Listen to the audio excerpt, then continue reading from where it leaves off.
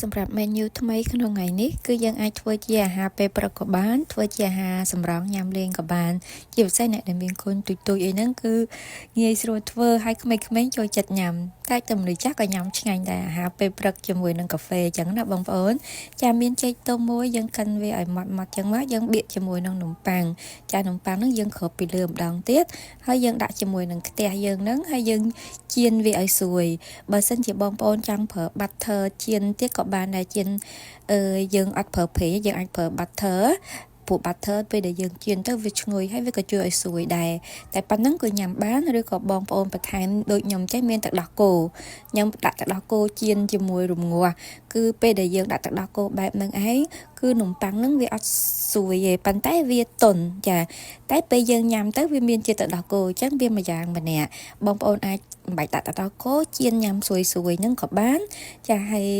អាចដាក់ជាមួយនឹងទឹកដោះគោក៏បានដែរដូចខ្ញុំធ្វើដាក់ទឹកដោះគោញ៉ាំទៅឆ្ងាញ់បងប្អូនញ៉ាំទៅសាច់នំប៉័ងនឹងទន់មានជាតិទឹកដោះគោហើយជាតិផ្អែមចេញពីផ្លែចេកហើយមានជាតិឈ្ងុយដែលនំប៉័ងយើងចៀនហើយយើងបន្ថែមទឹកឃ្មុំពីលើម្ដងទៀត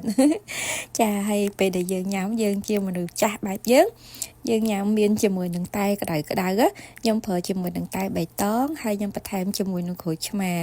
ចានំប៉័ងយើងនឹងមានជាតិផ្អែមមួយទឹកឃ្មុំជាតិផ្អែមចេញពីចេកឈ្ងុយនំប៉័ងចៀនយើងញ៉ាំជាមួយនឹងតែក្រូចឆ្មាដែលមានជាតិជូរបន្តិចចេញពីក្រូចឆ្មានិងជាតិចាត់ចង់ដាតចេញពីតែបៃតងគឺត្រូវជាតិគ្នាតែម្ដង